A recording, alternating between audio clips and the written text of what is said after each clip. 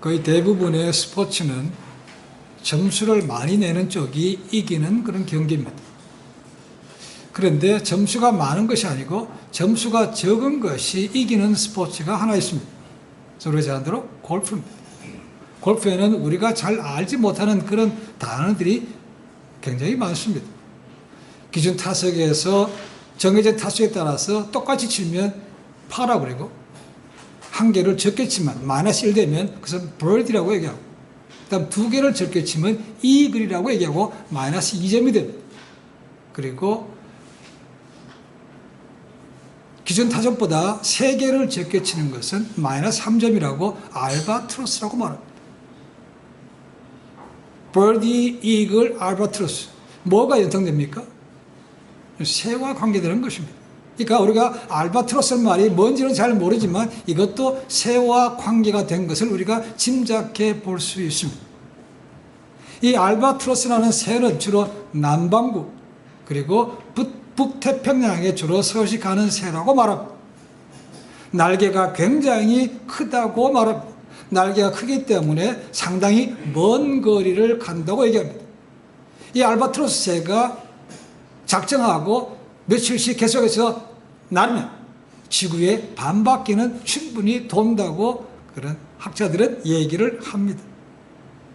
근데 이 알바트로스가 멀리 난다는 것은 날개가 크기 때문이 아니고 이 새가 이 바람을 탈 줄을 안다는 겁니다.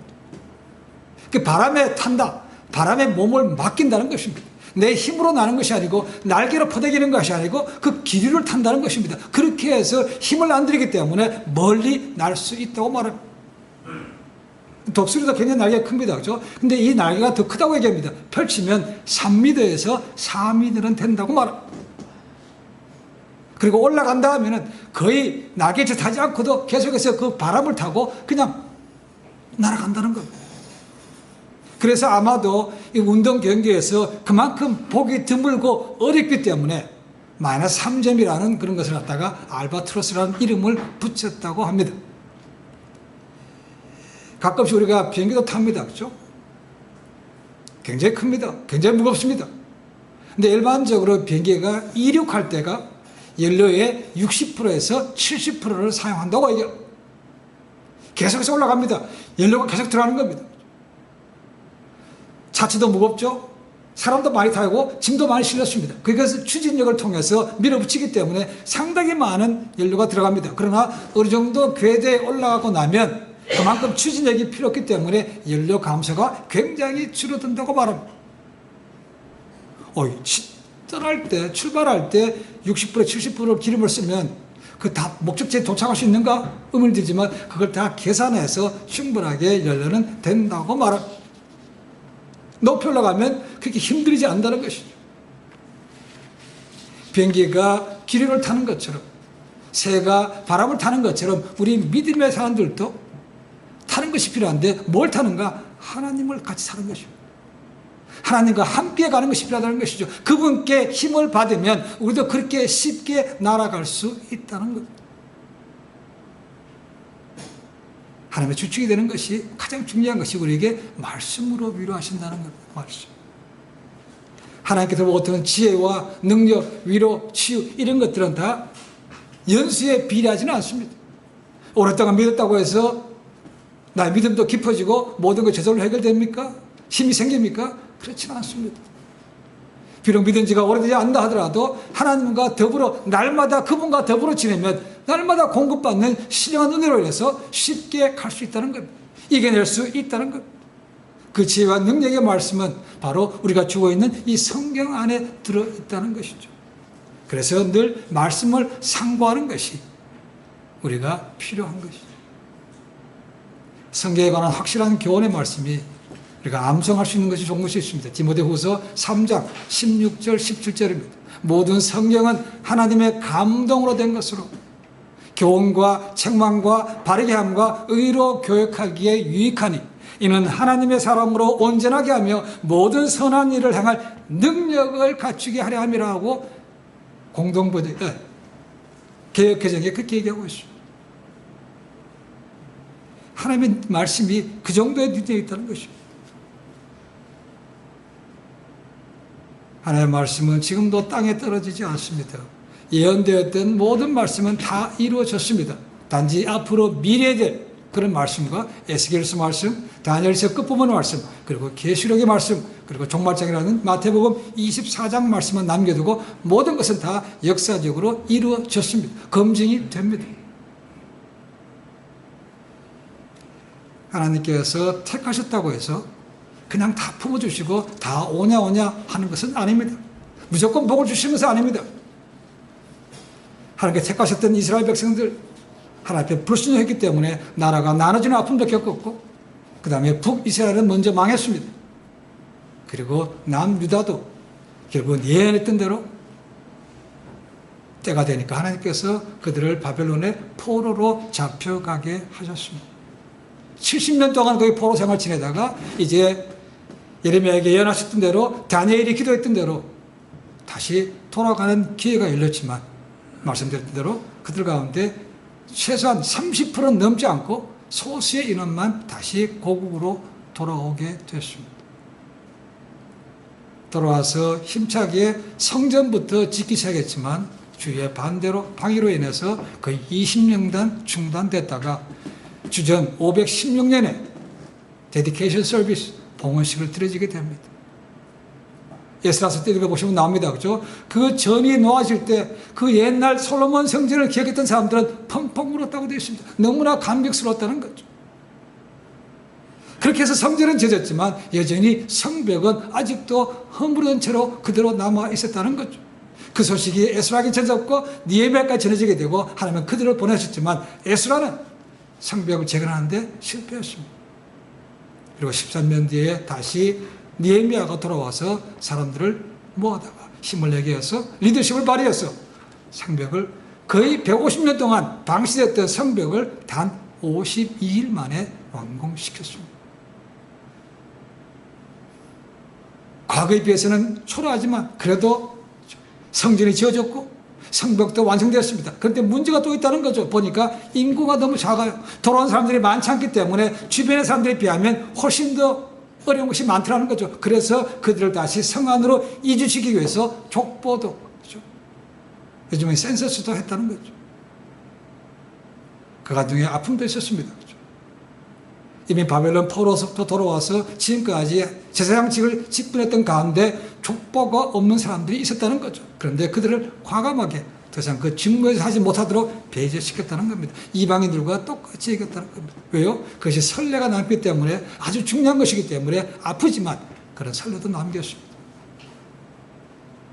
자, 우리가 생각하면 말씀드렸던 대로 거대하게 수고한 사람들 불러다가 도닥거리고 상도 주고 먹고 마시고 쉬게 하는 큰 낙성식이 필요할 것 같은데 니에미야는 그걸 하지 않았다는 겁니다. 학사 에스라가 그 전에 했던 것처럼 이스라엘 백성들을 다시 말씀으로 세워주는 부흥회를 먼저 열었다는 것이죠.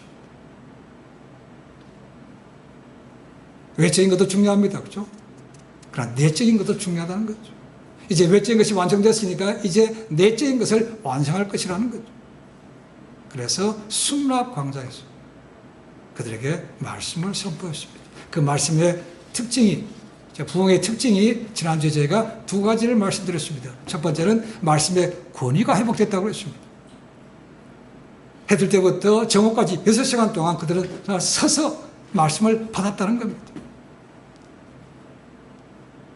두 번째는 그들에게 하나님의 말씀을 깨달아 알게 했다는 것입니다. 그것을 도와준 사람들이, 카운슬러들이 바로 레위 지파 사람들이었습니다. 아람말로 익숙하기 때문에 못한 사람에게 히브리 말로 알려줄 것이고, 또 나아가서 그 뜻이 뭔가도 해석해 주었다는 것이죠. 그래서 그것이 두 가지를 제가 말씀드렸습니다. 오늘은 세 번째입니다. 오늘 9절 말씀 보니까 말씀을 듣고 회개하게 됐다고 말합니다. 그냥 펑펑 울었다는 겁니다. 이 말씀을 접하기 전에는 그저 우리가 그냥 괜찮은 사람으로 알고 그냥 지냈다는 겁니다.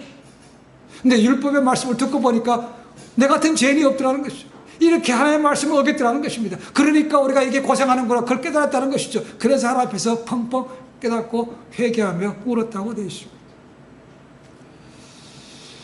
열왕기상 22장에 보면 남유다의 아주 유명한 젊은 개혁 왕에 대한 얘기가 나옵니다. 그 사람 이름은 요시아입니다. 그렇죠? 히스기야와 요시아가 나옵니다. 8살에 왕위에 올랐습니다. 그리고 성전도 고칩니다. 근데 하루는 대제사장 힐기야가 성전을 정리하고 보수하다가 거기서 율법책을 발견했다고 왕에게 보고합니다. 왕이 그 자리에서 그 율법책을 내게 들려주시오. 그 율법책을 읽고 자기는 듣습니다. 듣다 보니까 하나님의 말씀을 어긴 것이 너무 많더라는 것이죠. 그래서 왕이 옷을 찢고 회개했다는 것.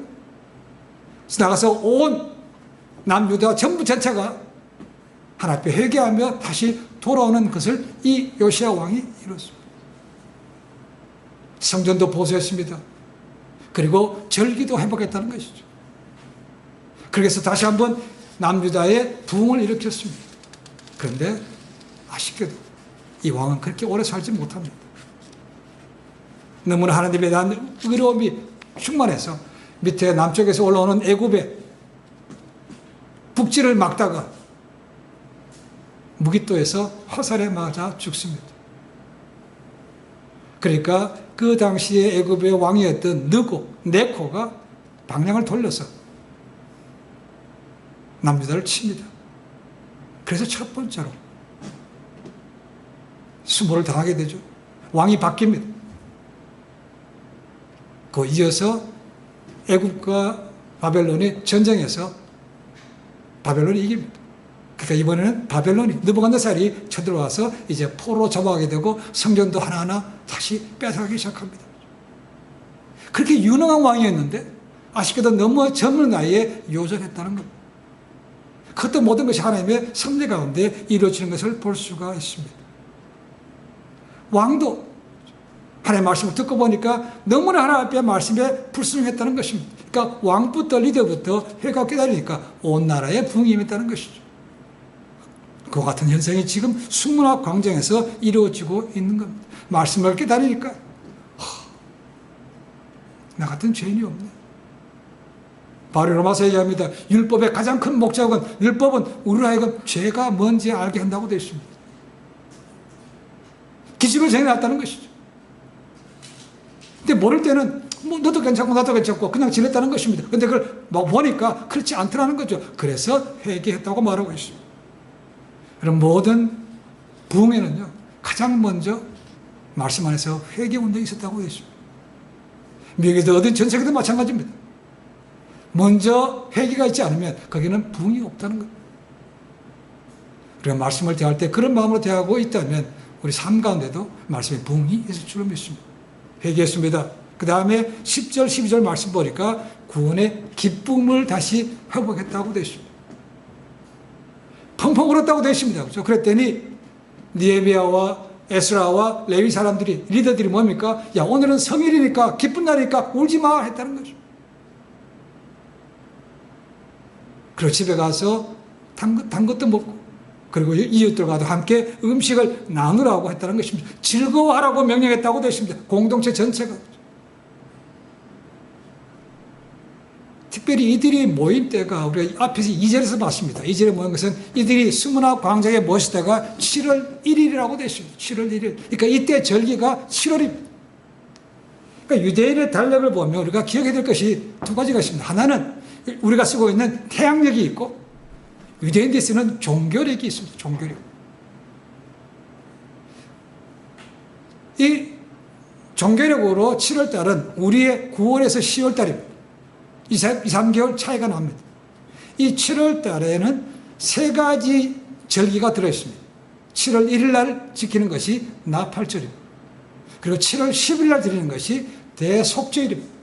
그리고 7월 15일 날부터 지키는 것이 바로 세 번째 3대 절기 가운데 하나의 초막절, 장막절이라고 얘기하는 것입니다. 이 세 가지 절기가 7월 달에 들어있습니다. 그런데 이들이 모인 것이 7월 1일입니다. 그날은 나팔절이라는 거죠. 그리고 유대인들은 매달 첫날 되면 월삭이라는 절기로 지켰습니다. 한 달을 보내고 새로운 달을 맞이하는 것입니다. 그러니까 이날은 7월 1일 날은 나팔절과 월삭이 같이 겹쳐지는 날이기도 합니다.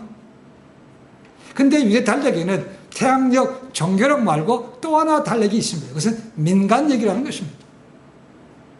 이 종교력과 민간력은 달은 똑같습니다. 그런데 어느 달을 1월달로 삼을 것인가에 따라서 달라집니다. 그래서 하나님께서 출애굽할 때 그 출애굽했던 2월 1월 12일부터 뭡니까? 1월 15일부터 22일까지를 너희가 6월절로 지키라고 했죠. 이것이 너희가 1월달 정월이라고 했습니다. 그렇죠? 그것이 종교력입니다. 근데 민간력으로 따지면 이 7월달이 1월달로 본다는 것이죠. 요즘 여기 9월, 10월달입니다. 그러니까 이때가 되면 나팔이 불면 신년이 된다는 것이죠. 그러니까 이 날이 기쁜 날이죠. 정초 1월 1일 날인데 왜 자꾸 울고만 있냐? 너무 슬퍼하지 말고 이 날이 기쁜 날이니까 내가 구원의 기쁨에 대해서 회복하라고 하신 거라는 거죠. 우리는 회개도 필요합니다. 그럼 회개만 하고 있는 것이 아니고 그 다음에는 말씀으로 기쁨으로 그럼에도 불구하고 우리를 사랑하시고 인도하시는 그 하나님 앞에 기쁨으로 나아가는 것도 포함이 된다는 거죠. 이들이 그렇게 했다는 거죠. 시편 19편 8절에 이런 말씀이 있습니다. 여호와의 교훈은 정직하여 마음을 기쁘게 하고 여호와의 계명은 순결하여 눈을 밝게 하도다라고 되어 있습니다. 우리 믿을 사람은 말씀을 가까이 합니다. 그 말씀을 통해서 우리 삶을 비춰보는 것이죠. 죄에 대해서 알고 깨닫고 회개하고 돌이킬 뿐만 아니고 또 하나님의 통해서 주시는 위로와 기쁨도 함께 누리는 것이 있어야 된다는 거죠. 정말 찔림으로 끝나면 달라지는 게 있겠습니까? 이렇게 해서 다시 결단하고 하나님 앞에 나아가야 다시 기쁨이 회복되는 것이죠. 지금 이 사람들은 이렇게 했다는 것이죠. 우리가 울고 봤지만 오늘은 성일이니까 이제 알았으니까 이제 나머지는 기뻐해라고 했다는 겁니다. 우리는 좋아하는 것들은 24시간도 모자랍니다. 그렇죠? 내가 좋아하는 취미생활이든 게임이든 뭐든 하든 모자라. 그런데 하나님의 말씀을 그렇게 생각보다 우리를 가까이 하지 않습니다. 가장 좋은 보약이 신약, 구약, 성경 말씀인데 우리는 그거는 별로 잘 안 먹습니다. 그래서 우리가 영이 살찌지 못하고 영이 건강하지 못한 것이죠. 먹어야 되는데 말씀을 안 먹어서 그렇다는 겁니다. 어떤 분들은 약은 약이라고 하겠네. 성경이 약은 약인데 어떤 약인가? 수면제래. 잠 안 올 때 성경책 보면 기가 막히게 잠이 온다는 겁니다. 10분은 98년도 한국의 갤럽조사 보니까 한국의 크리스찬들이 일주일입니다. 성경책을 보는 시간이 66분이었다고 얘기합니다. 근데 2023년 7월입니다. 한국의 목회자 협의회에서 통계에 의하면 명목상 교인이 아니고 실제로 구원받고 확신해가지고 교회에 규칙적으로 참석하는 사람들이 성경책에 얼마큼 있는가? 64.4분이라고 되어 있습니다. 25년이 지났지만 거의 별 차이가 없다는 것이죠. 그때는 66분이었고 지금은 64.4분이라는 것입니다. 하루가 아닙니다. 일주일에 있는 것이 일주일. 기도 시간은 20.4분이라고 얘기합니다. 그리고 10사람 가운데 3사람만이 자기 삶에 매일 경건의 시간을 갖는다고 말합니다. 미국은 어떤가? 미국은 크리스천 포스트의 보고에 의하면 2011년부터 2021년까지는 미국의 절반이 성경 사용자로 분류가 됐다는 겁니다. 성경 사용자래요. 그러니까 이 미국 사람들 우리처럼 성경을 읽고 하는 게 그런 문제가 아니고 성경을 내 삶에 적용시켜서 꼭 필요한 책이라고 해서 성경을 접하는 사람을 얘기하고 있습니다. 그것이 그때는 반 정도 됐다는 것이죠.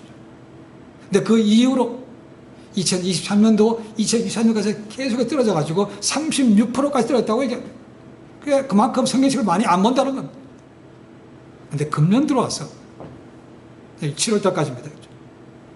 그 다시 성경책을 내 삶의 지표가 되는 걸 생각하고 보는 사람들이 확 급증했다고 기록하고 있습니다. 이유가 뭔가? 미디어나 이런 데서 성경에 대해서 자주 언급하는 것이 나오고 기도하는 것도 많이 보이더라는 것이죠. 그리고 행복이라는 것을 하기 위해서 그것을 다시 성경책으로 돌아가는 사람들이 늘었다는 것입니다. 성경을 읽으면 영이 건강해지는 겁니다. 안 하니까 진리가 뭔지 모르는 거니까 그게 치유하는 걸 모르니까 힘을 모르니까 우리가 그만큼 힘을 쓰지 못하는 것이죠. 여러분 짧은 시간이지만 날마다 규칙적으로 말씀을 먹기를 축원합니다. 다섯 번째는 13절부터 18절 말씀 보니까 말씀에 대한 순종이 있었다고 말합니다. 스무 앞에 거의 많은 사람들은 말씀을 들었습니다. 이해했습니다. 회개했습니다. 그리고 기뻐했습니다. 그리고는 말씀에 다시 순종했다고 말하고 있습니다. 7월 첫날 모여서 말씀을 듣고 회개하고 돌아갔습니다. 그렇죠? 근데 그 다음날 다시 사람들이 예수 앞에 나와서 이 말씀에 대해서 읽다 보니까 이런 것을 발견했다는 것입니다. 그 발견한 것이 절기라는 것입니다. 보니까 초막절이 있던데 이거 어떻게 하면 됩니까? 이 사람들이 읽었다는 거죠. 아마도 학자들은 레위기 23장 34절부터 43절 말씀에 나오는 이 초막절의 규례에 대해서 읽었을 거라고 얘기합니다. 그렇지만 레위기라든가 민수기, 출애굽기, 신명기에도 이 절기에 대한 얘기는 나와 있지만 가장 보편적으로 나와 있는 것은 레위기라는 것입니다. 아마도 그것을 읽었을 거라고 얘기를 합니다. 그걸 보니까 자기들이 지금까지 제대로 지키지 않았다는 것을 알았다는 겁니다. 그래서 이것을 지키겠대요. 말씀드린 앞에서 7월 15일부터 20일까지 일주일 동안 지키는 절기가 초막절, 다른 말로 하면 장막절입니다. 뭘 합니까? 이날은 어떤 날입니까? 하나님께서 출애굽, 은혜로 출애굽시킨 다음에 광야 40년 동안 지내면서 텐트에 머물게 하시고 필요한 모든 것을 공급해 주셨다는 것을 기억하는 것입니다. 하나님의 은혜를 기억하는 것입니다. 그게 읽어보니까 있더라는 것입니다. 그래서 이걸 지키겠다는 것. 그래서 이 사람들이 그 성경에 있는 대로 나가서 나뭇가지를 가지고 와서 자기 지붕이든 자기 집 뜰이든 아니면 스무나 광장이든 아니면 에브라임 광장에 모여서 텐트를 치고 거기서 일주일 동안 지냈다는 겁니다. 말씀대로 하자는 겁니다. 그렇죠?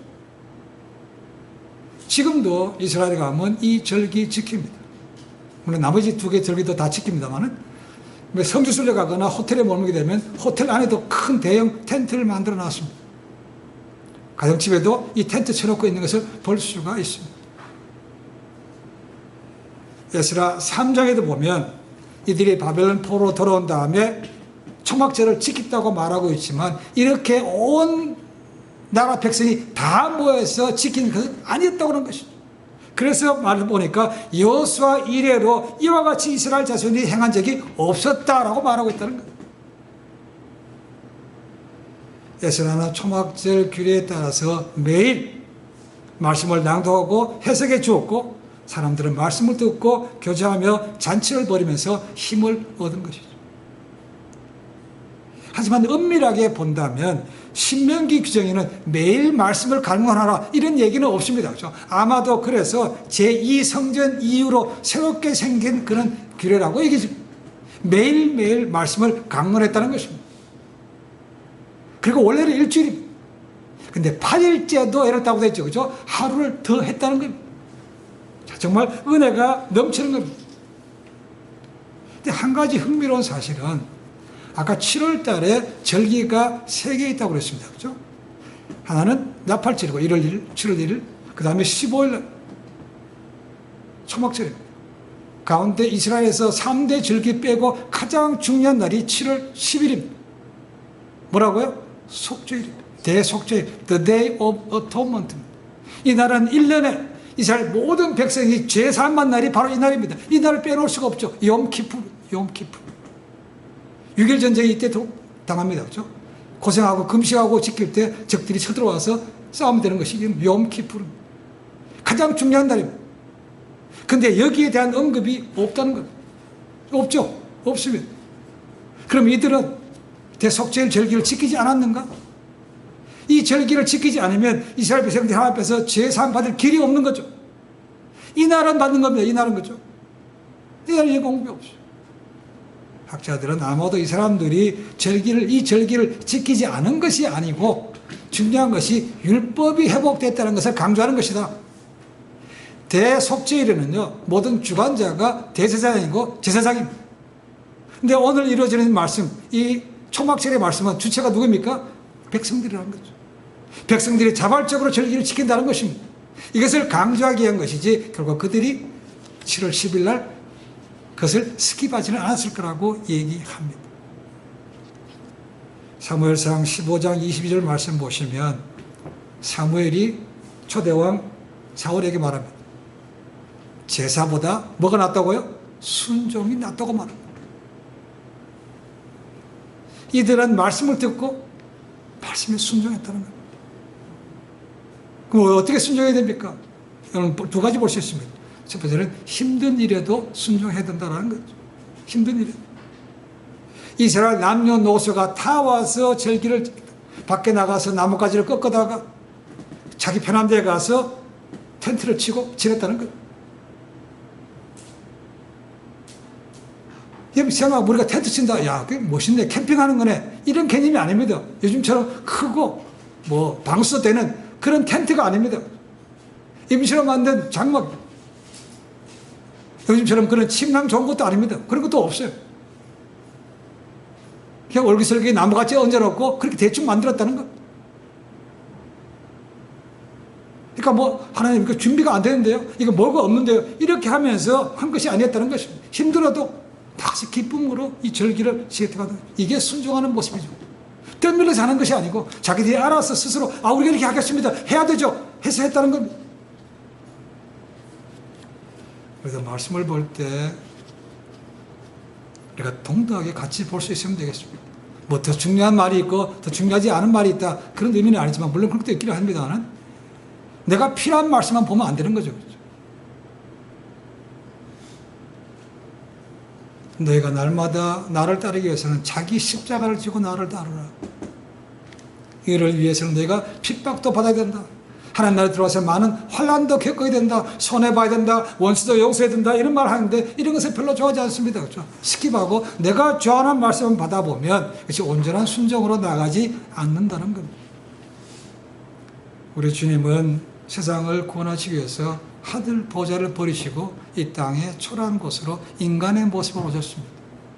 주변의 협박과 많은 위협 속에서도 계속해서 하나님 나라 전파를 하셨고 마지막 때는 이 구원을 이루시기 위해서 십자가에서 고난받으시고 돌아가셨다는 겁니다. 우리가 겟세마네 동산에서 기도를 기억하시죠? 아버지여 이 잔을 내게서 지나게 하옵소서. 이 고난의 잔, 이 순교의 잔 피해가면 안 됩니까? 근데 나의 원대로 마옵시고 아버지의 원대로 되기를 원합니다 라고 해서 그 고난의 잔을 마시고 기꺼이 십자가에 돌아가신 거죠. 그와 같은 길을 우리도 가라는 것입니다. 기쁘게 가라는 것입니다. 힘든 일에도 하라는 것이죠. 두 번째는 즉각 순종하라는 겁니다. 이 사람들은 저렇게 나오는데 율법이 나오는데 보니까 이번에는 하지 말죠. 아니면 아직 준비 안 됐으니까 조금 더 준비해서 하죠. 이렇게 하지 않았다는 것은 자기들이 직접 나가서 산에 가서 그냥 꺾어다가 만들었다는 거예요. 핑계대고 합리화되고 미루는 것이 아니었다는 겁니다. 순종은 그렇죠. 우리가 믿음의 조상 아브라함을 기억합니다. 아브라함도 완벽한 사람은 절대 아니었습니다. 그러나 그가 점점점 바뀌어간 것은 분명합니다. 그리고 아브라함에게 가장 마지막 최종 테스트가 시험이 뭐였습니까? 내 아들 이삭을 하나님께 번제로 드리는 것이었습니다. 그전 같으면 뭐 이리저리 핑계대고 안 할 수 있었지만 아브라함이 그냥 먼 산을 바라보면서 아들 데리고 갑니다. 그리고 칼을 들어서 그 번제물로 아들을 이삭을 죽이려고 합니다. 그럴 때 하나님의 사자가 막았습니다. 보니까 그런 말이 있죠. 창세기 22장 10절에 나옵니다. 이제야 네가 여호와를 경외하신 줄 내가 안다. 합격. 그 이후로 아브라함은 믿음의 조상이 된 겁니다. 하나님 말씀하셨는데 하라는데 이것저것 미루고 핑계대고 하지 않은 게 아닙니다. 그렇죠? 생각이 많죠. 말이 안 되는 생각. 근데 가서 순종했다는 겁니다. 그리고 믿음의 조상이 되었습니다. 우리는 이해하기 어렵고 내가 불편하고 잘 모르는 것들은 하지 않으려고 하는 경향이 참 많습니다. 그렇다면 우리가 순종할 때까지 하나님이 주신 예비된 신령한 복이 자꾸 져줄지 모릅니다. 우리 모두도 여기 나오는 수문학 광장처럼 말씀의 권위를 인정해야 됩니다. 그리고 말씀을 가까이 해야 됩니다. 말씀을 깨달아 알 수 있는 거죠. 그리고 말씀을 내 삶에 비춰보는 것이죠. 내가 필요한데 그 말씀을 가져오는 것이 아니고 그 말씀에 내 삶을 비춰봐야 뭐가 잘못인지 알 수 있고 돌이킬 수 있는 것이죠. 그리고 확신도 드는 것이고. 하나님의 말씀은 지금도 살아있습니다. 변화시켜주는 것이고 기쁨도 있고 구원도 있고 치유하는 능력도 들어있다고 말하는 것이죠. 그래서 말씀으로 돌아가야 우리가 진정으로 부흥이 이루어질 수 있는 것이죠. 성경은 모든 세상 사람들이 캐고 캐어도 고갈되지 않는 광산이라고 말합니다. 마르지 않는 샘과 같다고 말합니다. 너희는 캐지 않습니다. 우리는 마시지 않습니다. 그렇게 목마르다고 세상을 목마르게 합니다. 딴 데 가서 팝니다. 우리 모두의 삶에서 다시 한번 말씀으로 돌아가서 말씀을 날마다 먹고 이해하고 깨달아 알고 순종함을 통해서 하나님의 뜻을 발견하고 비전 가운데 날마다 걸어가서 하나님을 기쁘게 드리는 이 세상의 빛과 소금된 그런 삶이 되시기를 주님의 간절히 축원해 드립니다. 기도하겠습니다.